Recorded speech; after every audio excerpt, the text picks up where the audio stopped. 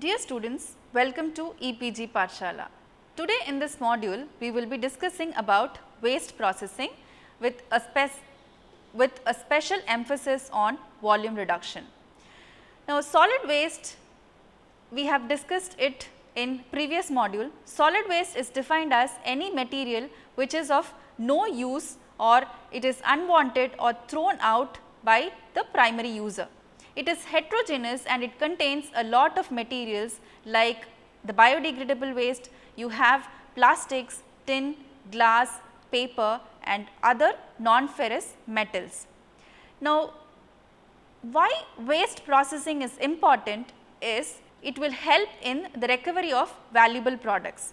Also, it will act as a pre-processing step to facilitate proper treatment of solid waste. For example, these waste processing methods are required for before composting, biogasification, biomethanation and other biological conversion routes.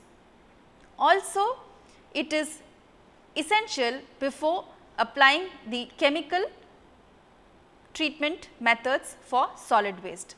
Now, under waste processing you have two types. One is size reduction, which is done by shredding, crushing, pulverization, etc.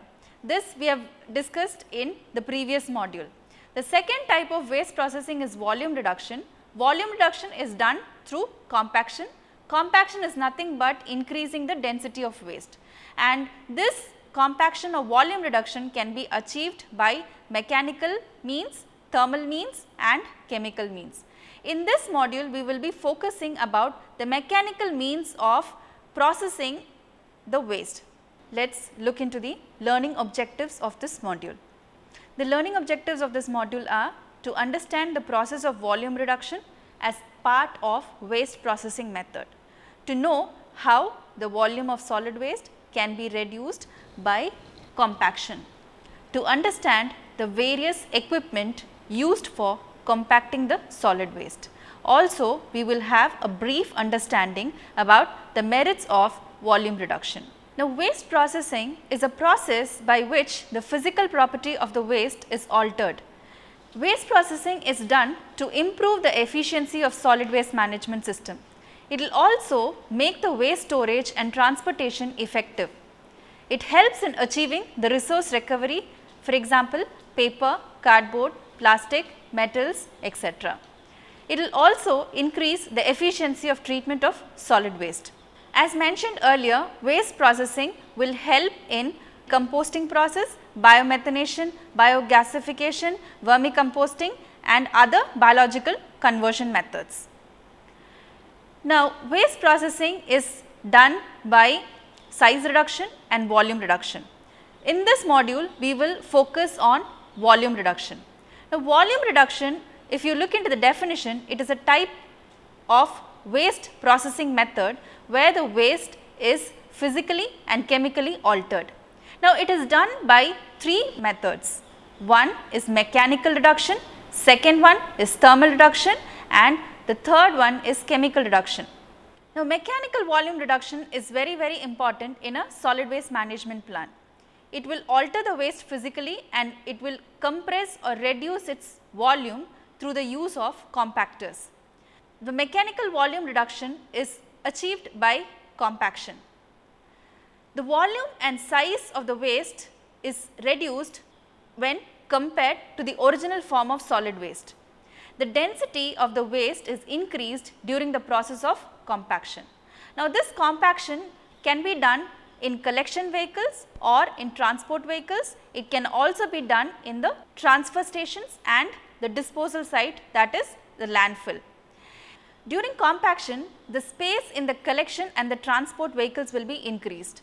The space requirement in a landfill will also be decreased when the waste is compacted and disposed of or contained in a landfill. Now, what are the different equipments which are used in the mechanical volume reduction? One is your stationary compactor, second a baler or a baling machine is used to compact. We also use cubing or pelletizing equipment. Then during the preparation of waste for RDF, the compaction also is done during that.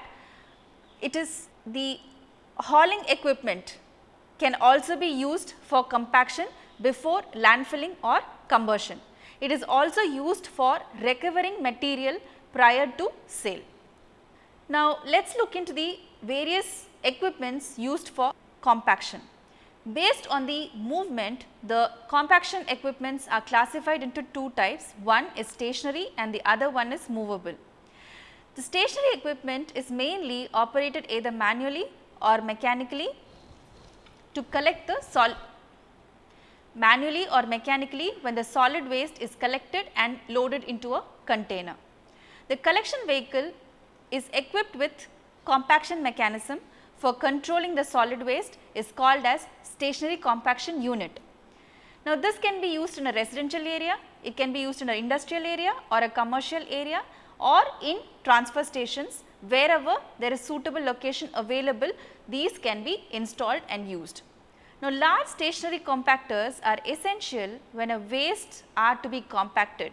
That is, if you have to move the waste in a steel container, then you can compact the waste either manually or mechanically, and when the compressed blocks are lined or tied or tangled by some material before being detached. Now, from stationary compactors, the compacted material can be directly transported into vehicles to the disposal site. The second type of equipment which is classified based on the movement is movable equipment. This consists of a wheel which is attached to a vehicle and it can be tracked to dump the compacted solid waste in a sanitary landfill.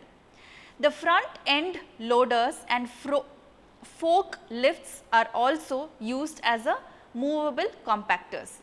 The loaders are used to move material through a conveyor belt from the receiving location. They are also used to move the compacted material through vehicles for shipment or transportation.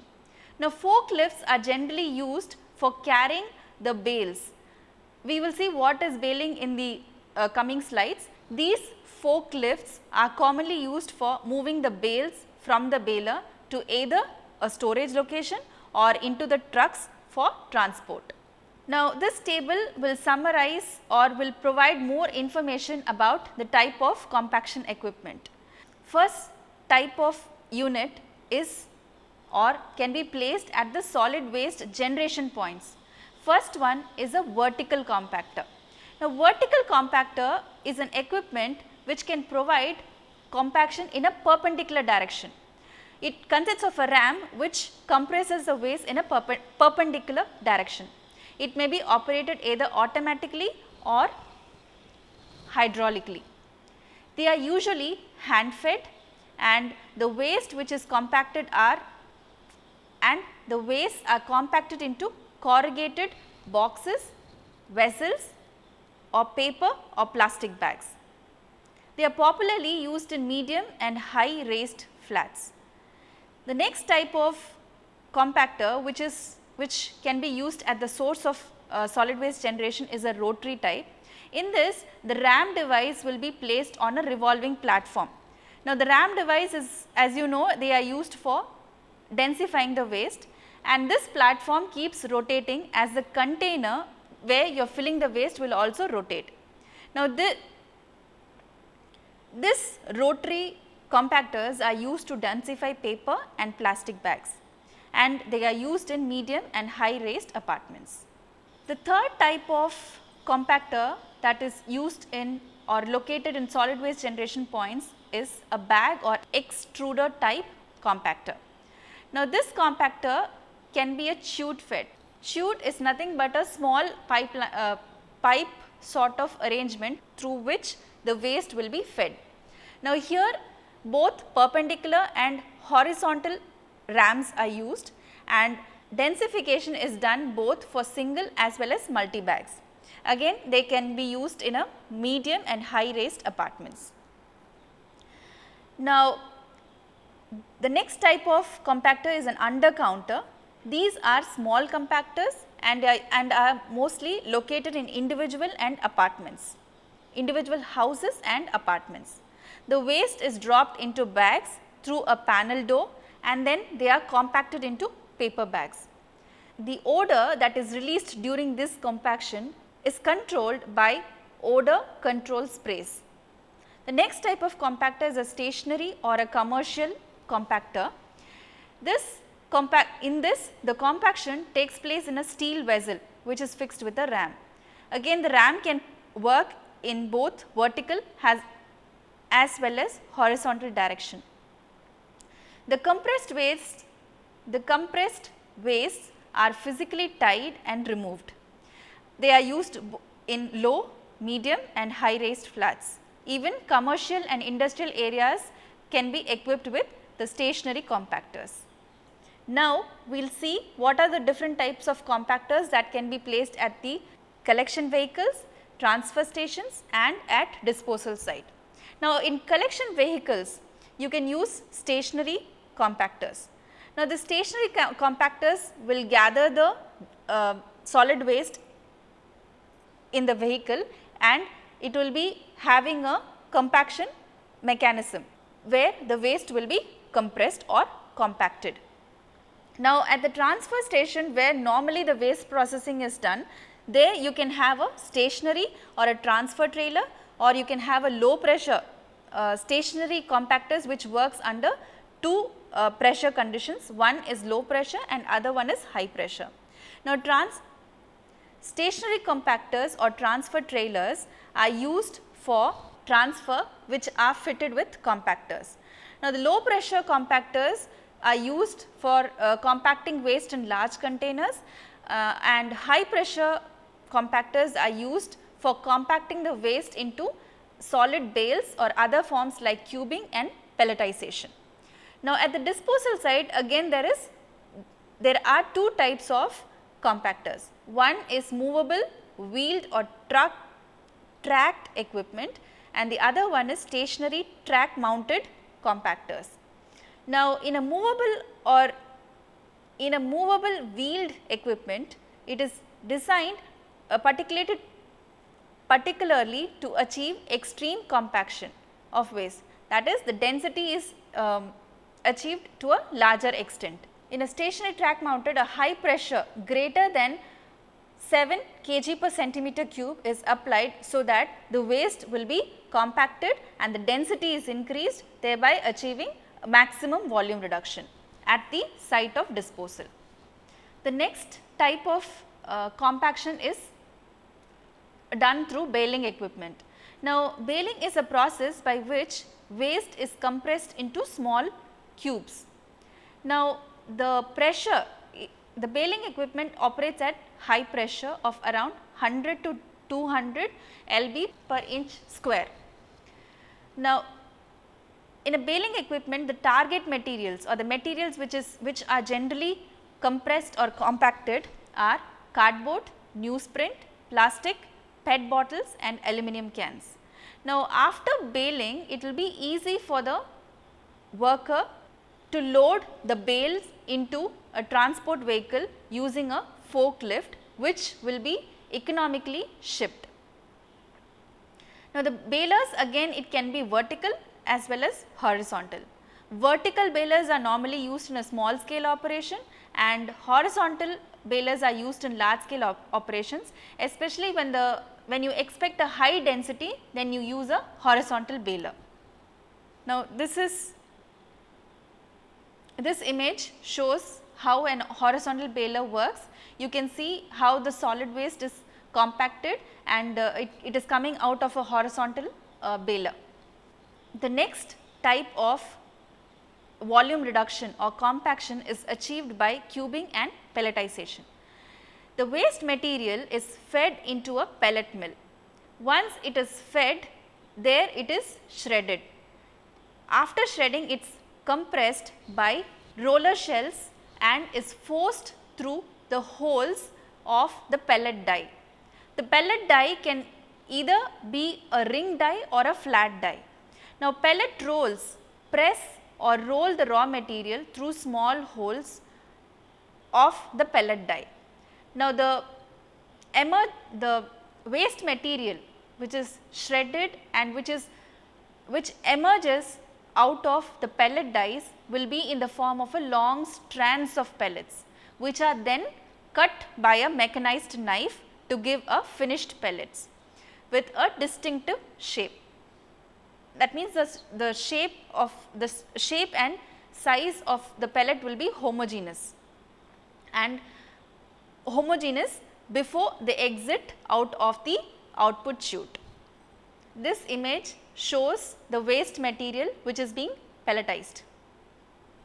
On the right hand side you can see a compactor which is working which is used for solid waste compaction. Now, this figure is a bag or extruder compaction equipment. As mentioned earlier, this can be located at the source of solid waste generation, and if you see in this image you can find two circles and it consists of two drums. The inner drum keeps rotating. When it keeps rotating, the solid waste which is added into the outer drum will be crushed and it will be pushed through the small perforations, or you can call it as holes, and through this it will crushed and come out as a cube. This is a bag or extruder type of compaction unit. This is a cubing or a densifying system where you can see the conveyor belt brings the waste into a shredder and the waste is being shredded and it is blown through a air classifier which is used for component separation, and then it is taken brought into the system. Again through the conveyor it comes where it is mixed with water and then it is taken off through the chute where it comes out as small cubes. Now, the cyclone separator or the bag house is generally used for removing the small dust materials or the particulate matter which is released during this waste processing. Now, we have seen compactors classified based on their movement as stationary and movable. Now, the compactors are also classified based on the pressure which is being used into two major categories. One is low pressure and the other one is high pressure. When the compaction is less than 7 kg per centimeter square, you categorize it as low pressure. When it is more than 7 kg per centimeter square, you categorize them as high pressure compactors. Normally, they are located in transfer stations. Now, the low pressure compaction is a type of compaction which can be used in apartments and commercial and residential buildings too. Now, the waste paper and cardboards are generally compacted by using low pressure compactors, and after it is being compacted, it is further sent to a baling equipment where it is compacted. After it is being compacted, it is sent to a baling equipment where it is further densified, and generally these baling equipments are located in the transfer station. Now, large sized containers are also used for low pressure compaction. Many industries are having these portable stationary compactors, that is low pressure stationary compactors. The next type is high pressure. As mentioned earlier, any waste which can be densified up to a density of 351.5 kg per centimeter square are categorized under this group or can be compacted using high pressure compactors. In high pressure compactors, a specialized compactor systems are used to reduce the volume of waste into small blocks or bales of different sizes. In such systems, the waste will be shredded or pulverized before and it will be squeezed out after the compaction process. Depending upon the waste characteristics, the volume reduction achieved, the reduction ranges may vary from about 3 to 1 to up to 8 to 1. Now, percentage of volume reduction is essential. It is essential for us to calculate the percentage of volume reduction to know how much the densification has occurred. The volume reduction can be calculated using the formula given here, Vi minus Vf by Vi into 100, where Vi is the volume of waste before compaction, that is in meter cube, and Vf is the volume of waste after compaction.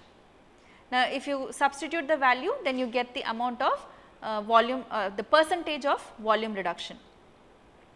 Also, the compaction ratio can be calculated using Vi and Vf. Now, why the calculation of volume reduction percentage and compaction ratio is important is, like, to make a trade-off analysis among the compaction ratio and the cost of compacted solids, these two values will help. It is essential. The relationship between the percent of volume reduction and compaction ratio is very important to make a trade-off analysis. Moisture is one important factor which influences or which is to be considered during waste compaction. Now, if the moisture content will vary from the nature of waste as well as with location. Normally, if you see in the cubing or densifying system, some amount of moisture is added, that is, the water is sprayed or sprinkled to the shredded waste and then it is compacted into cubes. So, water is one important factor which you have to consider during waste processing. Now, from this table you can see how the waste material density is increased. If you see the newspaper which has a typical density of 475 lb per yard cube can be densified to up to 950 lb per yard cubed when you use a baling system. Likewise, the corrugated cardboard density is increased from 350 to 800, and aluminum cans, the whole cans density is increased from 50 to 950, and the tin plated steel cans are densified from 150 to 1400 lb per yard cube. Even plastics can be densified. If you see the PET bottles or PET whole plastics can be densified from 34 to 750 lb per yard cube. Now, with this we have to know what or how to select a proper compaction equipment. There are certain characteristics based on which a compaction equipment can be selected. So, to confirm the active processing, we have to deliberate the following factors, or we have to keep in mind the following factors while choosing a compaction unit. First, the characteristic of waste such as the size, composition, bulk density, moisture content, everything has to be taken into account. The method of transporting and feeding solid waste into the compaction equipment and handling should also be considered. What is the usage of compacted solid waste material should also be considered. Sometimes the compacted waste are used as refuse derived fuels, like the compacted, baled and pelletized solid waste materials are used as refuse derived materials. They are also being sold out to replace firewood, so that they are used as a fuel. The design features such as the size of filling chamber, compaction pressure and compaction ratio should also be considered while you choose a compaction unit. The operative characteristics such as the energy requirement, the ease of operation, how much noise which is being generated from these equipments, their reliability, the maintenance cost or maintenance aspects which are involved, how much contamination does it cause to air and water, all these things you have to keep in mind while you select the compaction equipment. Now, what are the demerits of compaction? Now, when you compact the solid waste, the recyclable material quality is lost. As you all know, solid waste is heterogeneous. So, there are lot of recyclable materials like plastic, glass, tin and all those things. So, when you compact it together, the recyclable quality of these materials will be lost. And once the solid waste is compacted, they cannot be separated and sorting becomes very difficult. Now, if you have a food waste or organic biodegradable matter, the recycling, it will reduce the recycling value of paper and plastics, because solid waste is heterogeneous, it is a mixture. When you have food waste, paper, plastic and other biodegradable matter within the solid waste, and when you do a compaction, it will reduce the quality of paper and plastic, because the water which oozes out from this food waste and the organic biodegradable matter will wet the paper which is there in the waste. To summarize this module, we started discussing about the waste processing, and we also discussed about what is the significance or the benefit of mechanical volume reduction in waste processing. Later, we discussed about the various equipments which are used for volume reduction. Based on the movement, we categorize them as stationary and movable equipment, and based on the pressure, we categorized them as low and high pressure compaction units. Then we looked into the various factors which we have to focus on while selecting a compaction unit. Then lastly, we discussed about the different demerits of compaction unit. Thank you.